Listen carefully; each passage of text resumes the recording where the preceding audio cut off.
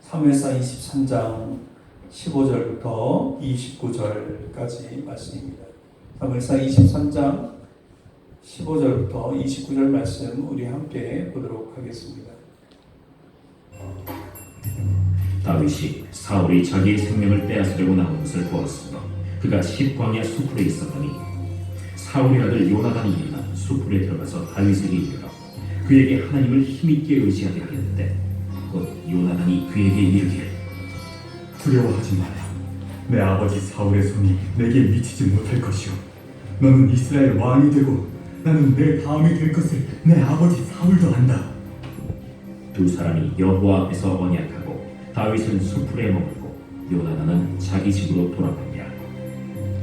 그때 십 사람들이 기브아에 이르러 사울에게 나와 이르되 다윗이 우리와 함께 광야 남쪽 하길라산 숲을 요새에 숨지 아니하였나이까. 그러하온즉 왕 내려오시기를 원하시는 대로 내려오소서. 그를 왕의 손에 넘길 것이 우리의 의문이이다. 너희가 나를 긍휼히 여겼으니 여호와께 복받기를 원하노라. 어떤 사람이 내게 말하기를 그는 심히 지혜롭게 행동한다 하니 너희는 가서 더 자세히 살펴서 그가 어디에 숨었으며 누가 거기서 그를 보았는지 알아보고 그가 숨어있는 모든 곳을 정탐하고 실상을 내게 보고하라. 내가 너희와 함께 가리니 그가 이 땅에 있으면 유다 몇 천 명 중에서라도 그를 찾아내리라. 그들이 일어나 사울보다 먼저 시부로 가니라. 다윗과 그의 사람들이 광야 남쪽 마온 광야 아라바에 있더니 사울과 그의 사람들이 찾으러 온 것을 어떤 사람이 다윗에게 아뢰매 이에 다윗이 바위로 내려가 마온 황무지에 있더니 사울이 듣고 마온 황무지로 다윗을 따라가서는 사울이 산 이쪽으로 가매 다윗과 그의 사람들은 산 저쪽으로 가며 다윗이 사울을 두려워하여 급히 피하려 하였으니 이는 사울과 그의 사람들이 다윗과 그의 사람들을 에워싸고 잡으려 함이었더라. 전령이 사울에게 와서 이르되 급히 오소서.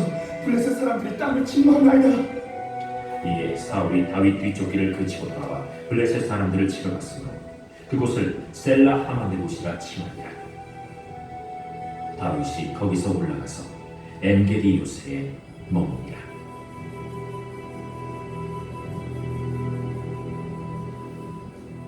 할렐루야, 반갑습니다. 오늘은 피난의 바위에 서라라는 제목으로 하나님 말씀 보도록 하겠습니다. 다윗은 지금 사울에게 쫓기는 그런 도망자의 신세입니다. 사울이 머물렀던 기브아에서부터 시작해서 다윗은 계속해서 쫓기고 있습니다. 처음 도망갈 때 누가 도와줬어요? 다윗의 아내였던 누가 도와줬습니까? 미갈이 도와줬습니다. 자, 제가 지도를 하나 보여드릴 텐데 잘 보이시나요? 다윗은 기브아에서부터 도망해서 그 다음으로 간 곳이 어디예요? 라마로 왔어요. 라마에 누가 있었습니까? 사무엘이 있었죠. 그죠? 사무엘이 있었습니다. 그러나 사무엘조차도 도움이 되지 못했어요. 우리 기억할 거예요. 설교 말씀 들을 때 사무엘에게 사울이 병사들을 보내고 그리고 결국 자기도 갔지만 거기서 예언하고 막 그랬던 거, 그 옷을 벗고 있었던 거 기억하실 것입니다. 그것이 바로 라마예요. 그리고 갔던 곳이 바로 노비입니다. 노비에 누가 있었습니까? 대제사장이 있었죠. 그렇죠? 그 제사장이 진설병도 주고 숨겨졌는데 결국은 대제사장도 다 죽고 80여 명이 죽었어요. 그리고 간 곳이 블레셋의 가드입니다. 가드가 어디에 지중해에 가까운 그쪽이 블레셋 지역입니다. 그죠?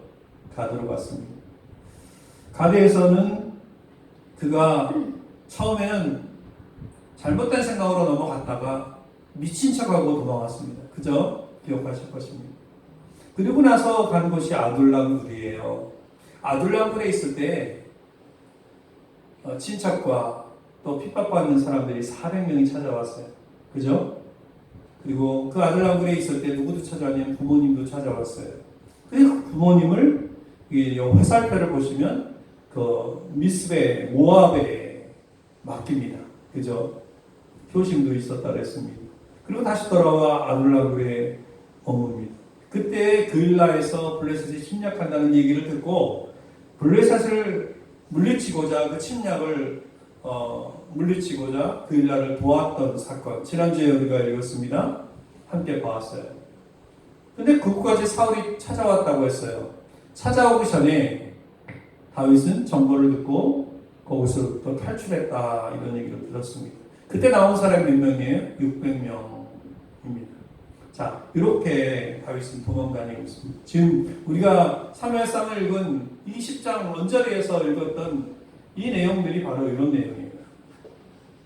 다윗은 지난 주에 우리가 나눴던 것처럼 그일라에게까지 자기의 생명을 빼앗으려고 사울을 보았습니다. 다윗은 그것을 미리 알고 600여 명의 사람, 원래는 400명이었는데 그 그일라에서 200여 명이 더 다윗에게 붙었다고 했어요. 그래서 그 사울로부터 피합니다. 사울왕은 이후에도 다윗을 찾아 죽이려고 매일 힘썼지만 하나님은 다윗을 사울의 손에 넘기지 않으셨습니다. 여러분, 이것을 통해서 우리가 알 수 있는 게 뭐예요? 이렇게 많은 고난의 상황에서도 하나님은 다윗을 지키셨다는 거예요. 다시 말하면 한번 따라해 보겠습니다. 생명은 하나님의 손에 달려있다. 생명은 하나님의 손에 달려있다라는 거죠. 여러분, 금방 사울이 다윗을 죽일 수 있을 것 같잖아요. 그러나 죽이지 못합니다. 왜 그렇습니까? 하나님이 그 생명을 지키시기 때문입니다. 사울은 왕으로서 큰 권세를 지니고 있었고 정말 많은 군사들을 거느리고 있었지만 하나님이 보호하시는 다윗을 사로잡지 못해요. 이런 마찬가지로 우리가 생명을 갖고 살아갈 수 있는 것은 여러분 하나님 우리를 지키시기 때문입니다. 아멘. 여러분 생명, 저도 생명, 우리가 살고 이렇게 살아가고 있어요. 말할 수 있고 숨 쉴 수 있고 이거 우리가 그냥 되는 거 아닙니다. 하나님이 보호하시기 때문입니다. 하나님이 철저히 우리를 보호하시기 때문에 우리의 생명이 있는 거예요. 여러분, 부모가 자식을 지키고 보호하고 돌보지 않습니까? 그런데 풍족한 자식은요, 그것을 깨닫지 못해요. 풍족하게 살아가는 그 자식을 그것을 깨닫지 못해요. 그래서 누가 효자 효녀가 되는 거예요? 깨닫는 자가 효자 효녀가 되는 거예요. 우리에게 날마다 생명 주시는 하나님의 사랑을 깨닫는 은혜가 우리에게 임해야 돼요. 아멘? 우리에게 평범한 이 일상이 하나님이 정말 주신 그 큰 은혜구나. 내게 생명 주셨기 때문에 내가 이렇게 살아있는 거구나라는 것을 깨닫는 은혜가 있어야 돼요. 여러분, 우리가 신앙생활하면서 그 은혜를 깨닫기를 소망합니다. 여러분, 다윗은 이처럼 언제 잡힐지를 모르는 그 위기 속에서 살아가고 있어요. 사울이 통치하는 이 이스라엘 땅에서 살아간다는 것은 참으로 위험한 일입니다. 당연히 도망자의 신사였기 때문에 다윗은요, 현상금이 있었습니다. 그래서 언제 어디서 누군가에 의해서 자신이 고발될지 모르는 삶을 사는 것입니다. 광야에서 살아도 오고 가는 사람들에게 눈이 뜰 수 있는 거예요. 그래서 그일라에서 나온 다윗이 이제 어디로 가고 있습니까? 여러분, 지도를 보면 어디로 갔어요? 그일라에서 그 다음에 어디예요? 10입니다. 우리 오늘 본문 15절 첫 말씀 뭐라고 얘기했어요? 우리 한번 크게 한번 같이 읽겠습니다. 15절 말씀입니다. 시작. 다시 읽겠습니다. 다시 시작.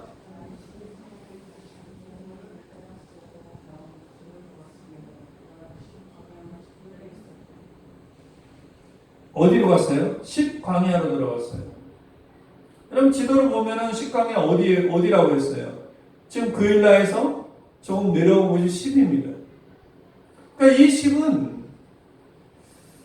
헤브론을 기준으로 하면 남동쪽으로 한 8km 정도 떨어진 곳에 위치해 있습니다.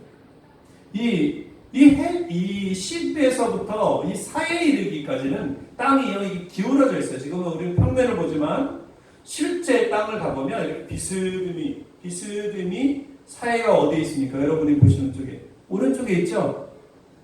비스듬히 기울어져 있어요. 그래서 여기 보면 숲풀에 들어가서라고 이렇게 이야기하고 있는데 이 숲풀이라고 번역된 이 히브리어 호레시라고 하는 말인데 이것은 지명을 가리키는 거예요. 이 호레시 근처에 아마 작은 규모의 나무 숲이 있었을 거예요. 지금 그 나무 숲에 누가 숨어 있는 거예요? 다윗과 그 일행이 숨어 있는 거예요.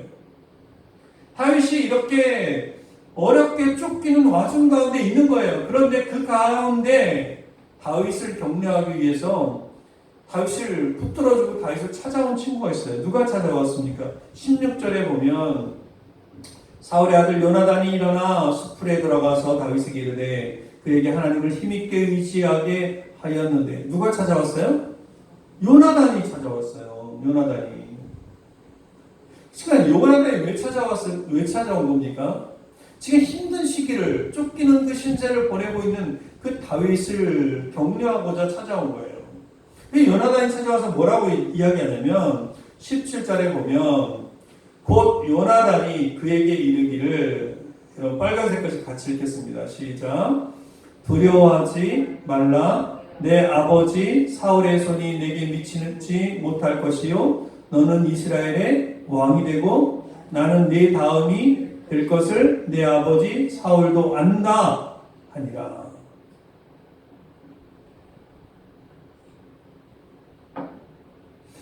여러분이 지금 이 요나단이 이 말할 때 어떤 의미가 있는 것입니까? 지금 우리는 사무엘상 몇 장 읽고 있어요? 23장 읽고 있어요. 이제 다윗이 막 도망가기 시작할 때 그 20장 이전에 다윗의 처지보다 지금의 다윗의 처지는 더 악화되었어요. 그죠? 더 악화됐지만 요나단이 뭐라고 얘기했냐면 다윗이 왕이 된다는 것을 이전보다 더 확실하게 간파하고 있는 거예요. 그래서 여기 보면 내 다음 이라는 표현을 써요. 나는 내 다음이 될 것을 내 아버지 사울도 안다. 이렇게 이야기하고 있습니다. 지금 요나단은 다윗을 그리고 하나님을 신뢰하기 때문에 하나님이 어떤 섭리 가운데서 준비해 놓은 것을 다 받아들일 준비가 되어 있습니다. 요나단은. 그래서 다음에 왕이 될 왕자 아닙니까, 요나단이? 그러나 자신의 권력을 확정하려고 하지 않고 하나님의 섭리를 생각하면서 하나님의 뜻을 따르고 다윗이 왕으로 세우실 것을 진심으로 응원하는 거예요. 쫓기고 있는데 지금 쫓기고 있는 그 정말 더 어려운 악화된 상황에서 그렇게 격려하고 있는 거예요. 그래서 요나단은 하나님을 굳게 의지하라고 다윗을 격려할 수 있는 것입니다. 여러분 이런 요나단의 방문이 다윗에게 힘이 됐을까 안 됐을까? 힘이 됐겠죠. 저는 그렇더라고요. 제가 막 힘이 좀 빠져있는데 누군가 와서 목사님 힘 좀 내세요 라고 위로하고 커피를 하나 사주면 얼마나 힘이 되는지 몰라요. 요나단의 방문은 다윗에게 힘이 되었습니다. 그래서 하나님을 힘있게 의지하게 하였다라는 것입니다. 이게 바로 하나님의 사람의 모습이다 라는 것입니다. 이 두 사람 사이에는 하나님이 함께 하셨습니다. 요나단과 다윗의 관계를 보면 이 키워드가 뭐냐면 하나님이에요. 하나님. 다른 거 없습니다. 이 두 사람 모두 하나님의 음성을 듣고 하나님 앞에서 살았어요. 이들의 관계는 하나님 앞에서의 관계였다라는 거예요. 아멘? 자신의 기득권이 아니라 하나님의 뜻에 순종하는 사람이었다라는 거예요. 요나단도 그렇고 다윗도 그랬다는 것입니다. 그러므로 우리도 여러분 우리 주위의 사람들과 교제하려면 어떤 사람을 만나요? 이런 사람을 만나고 이런 사람과 교제해야 합니다. 그럼 만약에 없다면 그런 사람이 여러분 주위에 없다면 어떻게 해야 합니까? 내가 그런 사람이 되어야 돼요. 아멘? 내가 그런 사람, 내가 요나단이 되어야 돼요. 그러기 위해서는 무엇이 먼저 이루어져야 합니까? 요나단이 그랬듯이 하나님 앞에 사는 사람이 되어야 한다는 거예요. 먼저 하나님 앞에 사는 사람이 되어야 된다는 거예요. 하나님 앞에서 하나님 말씀에 귀 기울이고 하나님께 기도하는 사람이 되어야 한다는 것입니다. 지난주에 우리가 진짜 성도, 가짜 성도, 기도하는 사람이고 기도하지 않는 사람이라고 얘기했어요. 그죠? 지난 한 주 살면서 우리 어떻게 살아왔습니까? 하나님 앞에서 사는 사람은 말씀에 귀 기울일 수밖에 없고 기도할 수밖에 없는 거예요. 아멘? 여러분, 우리 공동체가 또 우리 공동체에 속한 모든 지체가 그 축복 가운데 살아가길 소망합니다. 소망합니다. 요나단은 다윗이 왕이 될 것을 알고 또 다시 와서 언약을 하고, 헤어질 때 언약했었잖아요. 기억하죠? 다윗과 헤어질 때 18절에 보면 이렇게 이야기해요. 두 사람이 여호와 앞에서 언약하고 다윗은 수풀에 머물고 요나단은 자기 집으로 돌아가니라. 다시 언약을 하는데 누구 앞에서 하는 거예요? 분명히 이야기하고 있어요. 여호와 앞에서 언약한다. 다윗은 이제 거기에 수풀에 머물고 요나단은 돌아갔지만 두 사람은 그 언약대로 어떻게 살았어요? 여호와 앞에 사는 거예요. 우리는 여호와 앞에 사는 거예요. 코람데오 하나님 앞에 사는 거예요. 주일날 교회 나오면 하나님 앞에 예배드리지만 주일날도 하나님 앞에 사는 거지만 매일의 일상의 삶 속에서 코람데오 하나님 앞에 사는 거예요. 아멘? 하나님 앞에 사는 거예요. 여호와 앞에서 사는 거예요. 근데 그때 10사람들이 이 사울을 찾아갑니다. 그리고 다윗이 그곳에 숨어 있다는 것을, 그 숲에 숨어 있다는 것을 고발해요. 19절에 보면 그때 10사람들이 기브아에 이르러 사울에게 나와 이르되 다윗이 우리와 함께 광야 남쪽 하길라 산 숲을 요새에 숨지 아니하였나이까. 이 사울한테 와서 얘기하는 거예요. 지금 10사람들이 기브아에까지 와서 얘기하는 거예요. 그러하온즉 왕은 내려오시기를 원하시는 대로 내려오셔서, 왕 마음대로 내려오라는 얘기예요. 내려와서 그를 왕의 손에 넘길 것이 우리의 의무이니이다. 이렇게 얘기해요. 10사람들이 여러분 그 아래쪽에 살던 사람들이 그 기브아에까지 찾아가서 지금 사울한테 이 다윗이 어디 숨었는지 막 얘기하는 거예요. 근데 이 10사람들이 어느 지파 사람들이에요? 유다 지파 사람들이에요. 다윗은 어느 지파 사람이에요? 유다 지파예요. 같은 지파인데 고발하는 거예요. 다윗이 자기네 지역에 들어온 것을 반가워하지 않았던 것 같기도 하지만 여러분 시편 54편은 이 본문을 두고 이야기하고 있는데 이 본문을 두고 이야기하는 게 시편 54편이에요. 제가 읽어드리면 시편 54편 19절에 보면 이렇게 이야기하고 있어요. 낯선 자들이 일어나 나를 치고 포악한 자들이 나의 생명을 수색하며 하나님을 자기 앞에 두지 아니하였음이니라. 그러니까 10사람들은 같은 유다 지파 사람이었지만 여기 시편 54편 3절에서 이야기하는 것처럼 하나님을 자기 앞에 두지 않았다. 요나단은 하나님을 자기 앞에 두고 살았지만 이게 중요한 거예요. 하나님을 자기 앞에 두느냐 안 두느냐. 왜 이 사람들이 그렇게 했던 것입니까? 자기들이 피해를 입을 것을 두려워하기도 했지만 다윗과 같은 유다 지파였지만 다윗을 넘겨줄 때 얻게 되는 그 현상은 그 권력에 눈이 멀은 거예요. 그래서 그들이 사울에게 찾아가서 하는 그 말에는, 그 언어에는요, 과장된 언어를 사용하는데 뭐라고 이야기했냐면 그를 왕의 손에 넘길 것이 우리의 의무이니다 이렇게 얘기합니다. 그러니까 이것이 10사람들은 하나님 앞에서 살아갔던 요나단과 다윗과 그런 사람과 대조되는 그런 모습이 10사람들의 모습이라는 것입니다. 근데 안타깝게도 대부분의 성도들이, 오늘날 대부분의 성도들이 이처럼 하나님 앞에 살아가지 않고 있어요. 하나님의 음성을 듣지 못하고 하나님의 그 뜻을 알지 못하고 살아가고 있습니다. 왜 그래요? 하나님의 뜻을 구하지 않으니 하나님의 뜻을 벗어난 이 사울처럼, 이 10사람들처럼 살아가는 거예요. 그들도 하나님을 믿는 사람이에요. 유다 지파 사람이고 10사람들도 이스라엘 사람이에요. 하나님 믿는 사람들이에요. 근데 그들의 목적이 뭐예요? 한마디로 얘기하면 뭡니까? 한마디로 얘기하면 복받기를 구하는 거예요. 그죠? 복받기 원하는 거예요. 현상금에 눈이 어둡고 권력에 눈이 어두운 거.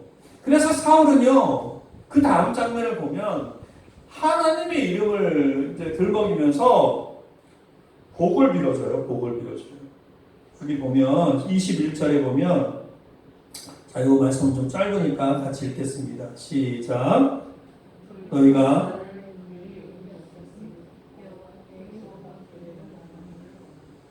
이게 누구의 말이에요? 사울의 말이에요. 지금 사울은 지금 복을 빌어주고 있는데 누구한테 빌어주고 있는 거예요? 10사람들에게 빌어주고 있는데 10사람들이 어떤 사람들이에요? 어떤 사람들이었어요? 지금 사울한테 잘하는 사람이에요. 자신을 이롭게 하는 사람들에게 하나님의 이름을 빗대어 말하면서 복 주는 거예요. 오늘날 교회의 모습하고 너무나 비슷해요. 그죠? 너무나 비슷한 거예요. 복받기 위해서 교회에 나오는 이 현대의 그리스도인들의 모습과 정말 비슷한 것입니다. 여러분, 우리의 신앙생활의 목적이 복받는 것을 추구한다면 대단히 잘못된 거죠. 이게 잘못된 복음이에요. 모든 것이 내가 잘 되려고, 내가 잘 되고 싶어서 교회에 나온다면 그것은 신앙생활을 하는 게 아니에요. 여러분, 우리가 신앙생활하는 목적이 무엇입니까? 우리에게 주어진 인생에서 하나님의 뜻을 알아가서 길을 찾기 위함인 것입니다. 아멘? 여러분, 천국에 가게 되기, 이르기까지 우리가 탈습되지 않도록 힘을 얻고 하나님이 주시는 그 힘을 얻기 위해서 신앙생활하는 거예요. 그러므로 우리는 이 10사람들처럼 자신의 이익을 얻기 위해서 동분서주하는 사람이 되지 말아야 한다는 것입니다. 아멘? 우리가 온전한 길을 찾으려면 동분서주하지 말아야 돼요. 근데 10사람들은 그렇게 한 것입니다. 이 10사람들에게 정보를 들은 이 사울이 복을 빌어주고 그리고 한마디 합니다. 뭐라고 했냐면 다윗은 지혜롭단다. 야, 너희들이 다윗이 숨은 것을 잘 정탐해봐. 정탐해야 돼. 다윗은 아주 그냥 때가 많아가지고 지혜로워가지고 금방 숨어. 너희들이 잘 정탐해서 보고해. 이렇게 얘기하는 게 22절, 23절이에요. 그리고 이제 그 얘기를 들은 이 10사람들은 반드시 찬양하겠다고 이제 사울이 또 그 사람들에게 얘기합니다. 내가 반드시 너희들이 그 보고에 그런 거에 응답해 줄게. 내가 분명히 찾아낼 거야. 그리고 나서 이 10사람들이 먼저 사울보다 먼저 시부로 가요. 그때 다윗이 어디 있었냐면 마온 광야에 있어요. 그 10에서 아래쪽인 마온 광야에 있었습니다. 자, 마온 광야가 어디냐면 여기입니다. 여기 보시면 10에서 좀 아래쪽이에요. 마온 황무지 이렇게 써있죠. 근데 사울의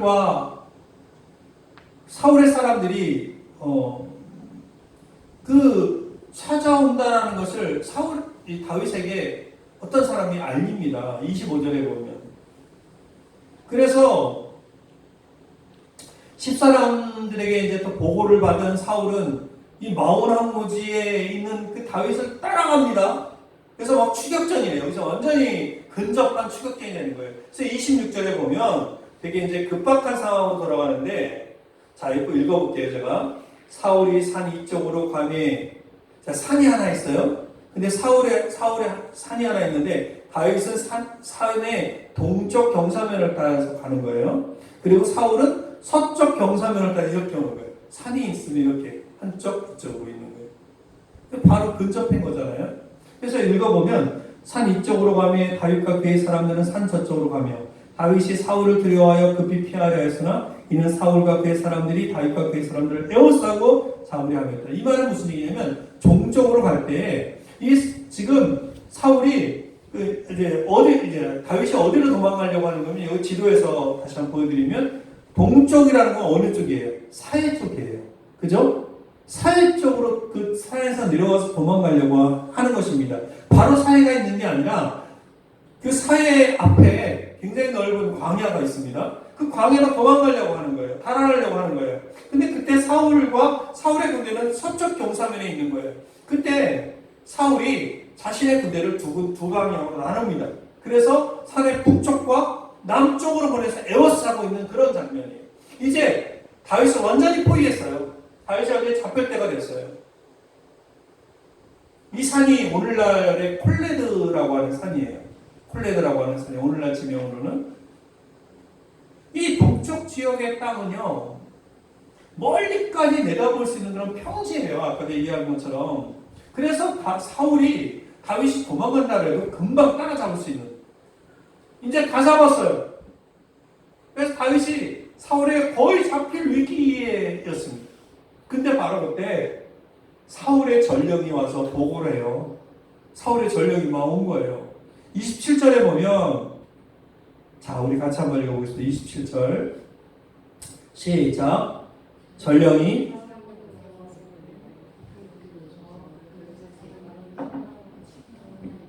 사울에게 와서 급히 오셔서 블레셋 사람들이 땅을 침노하나이다. 이렇게 보고를 하는 거예요.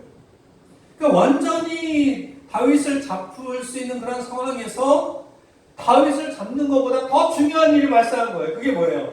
블레셋 사람들이 침략해 온 거예요. 다윗은 지금 나중에 잡아도 되지만 블레셋 사람들을 막지 못하면 어떻게 됩니까? 나라를 뺏기게 되니까 사울이 다윗 쫓는 것을 거기서 멈추고 블레셋 사람들을 치러 갑니다. 그러니까 이 순간은 어떤 순간이냐면 다윗이 다 잡힐 수 있는 상황이에요. 하나님은 다윗을 지키시고 또 보호하시기 위해서 다윗을 사울에게서 분리하시는 장면이에요. 이 장면이. 그죠? 의심할 여지가 없어요. 이것은 하나님이 블레셋 사람들이 이스라엘 땅을 침략하도록 이끄신 것입니다. 의심할 여지가 없습니다. 하나님은 바로 이 시점에서 다윗 그 한 사람, 다윗의 왕국을 세우는 그 사람들을 보호하시기 위해서 역사하셨다는 거예요. 역사하셨다는 게 뭡니까?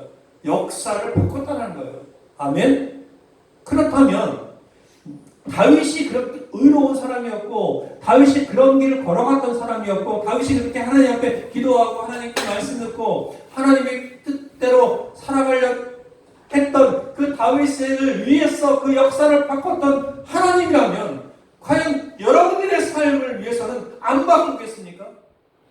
바꾸신단 말이에요. 아멘? 바꾸신단 말이에요. 우리는 성경을 읽을 때 그냥 읽어요. 그게 아니라는 것입니다. 하나님이 내 삶도 바꿀 수 있겠구나. 아멘? 내 인생도 바꿀 수 있겠구나. 그런 고백을 우리가 할 수 있어야 되는 것입니다. 이 위기에서 벗어난 다윗이 이제 거기서 올라가서 서쪽 해변에 있는 물이 있었던 그 오아시스가 있었던 엥게리 요새, 우리가 잘 알고 있는 엥게리 요새로 갑니다. 그래서 다윗은 지켜져요. 생명이 지켜지는 거예요. 여러분 이처럼 생명은요 하나님께 속한 것입니다. 그래서 사람들은 그것을 무엇이라고 부르냐면 그 바위, 지금 그 콜레드산 그 산의 바위에서 동문서주하면서 어찌할 바 모르던 그 다윗이 서 있었던 그 바위를 28절에 보니까 자 우리 마지막 말씀입니다. 같이 한번 크게 읽을게요. 시작. 이에 사울이 다윗 뒤쪽 길을 그치고 돌아와 블레셋 사람들을 치러 갔으므로 그것을 셀라 하마 느곳이라 칭하니라. 셀라 하마 느곳이라는 말은 분리의 바위라는 거예요. 분리의 바위. 피난의 바위라는 것입니다. 피난의 바위. 오늘 말씀의 제목이 뭡니까? 분리의 피난의 바위에 서라. 아멘. 셀라 하마 느곳, 그것은 피난의 바위고 하나님의 품 안에 피난처라는 것입니다. 아멘. 그렇습니다. 언제나 어디서나 하나님 안에 사는 사람은 어디에서 사는 거예요? 이 피난처에서 사는 거예요. 피난의 바위에서 사는 거예요. 하나님이 주시는 생명 안에서 사는 것이라는 거죠. 여러분, 우리도 어디에 서야 됩니까? 세상의 어떤 위기 앞에서도 이 셀라 하마 느곳, 이 피난의 바위에 서야 되는 거예요. 피난의 바위. 피난의 바위, 하나님의 품 안에 살 때 가장 안전할 수 있음을 잊지 말아야 합니다. 그러니까 다시 말하면 주님 안에 사는 것이 가장 안전합니다. 아멘. 세상이 요지경입니다. 요즘을 보면 어떤 일이 일어나도 이상할 것이 없는 세상이에요. 심지어 일본이 우리를 침략해도 이상할 것이 없는 세상이에요. 그러나 여러분, 주님 안에 살 때 가장 안전할 수 있음을 여러분 기억해야 할 것입니다. 우리가 기억해야 할 것은 우리는 10사람들처럼 세상의 시류와 자기 유익에 따라 삶을 살아갈 것이 아니라 다윗처럼 매 순간 주님 안에서 살면서 주님의 뜻을 구하면서 살아야 한다는 것입니다. 우리 또 다윗과 같이 살아갈 때 우리 하나님께서는 우리의 삶을 주관해 주실 거예요. 우리의 삶에 위기가 닥칠 때마다 우리의 삶 가운데 놀라운 역사를 이루어 가실 거라는 얘기예요. 가장 안전한 곳, 셀라 하마는 곳, 분리의 바위, 피난의 바위에 우리를 세우실 거라는 이야기인 것입니다. 그때 우리의 하나님의 능력과 힘을 더욱 느끼게 될 것입니다. 주님은 우리가 먼저 진실로 주님을 믿기를 원하세요. 그리고 우리가 우리 하나님을 정말 신뢰하고 주님 안에 있기를 바라십니다. 우리 모두가 주님 안에서 살아가는, 하나님 붙들고 살아가는 우리 모든 성도님들 다 되기를 주님의 이름으로 간절히 축원드립니다. 우리 어머니 시간 결단하며 기도합니다. 기도할 때 하나님의 피난의 바위, 이 분리의 바위에 서는 자 될 수 있도록 주여 인도하여 주옵소서. 하나님의 뜻 가운데 서게 하여 주옵소서. 같이 기도합니다.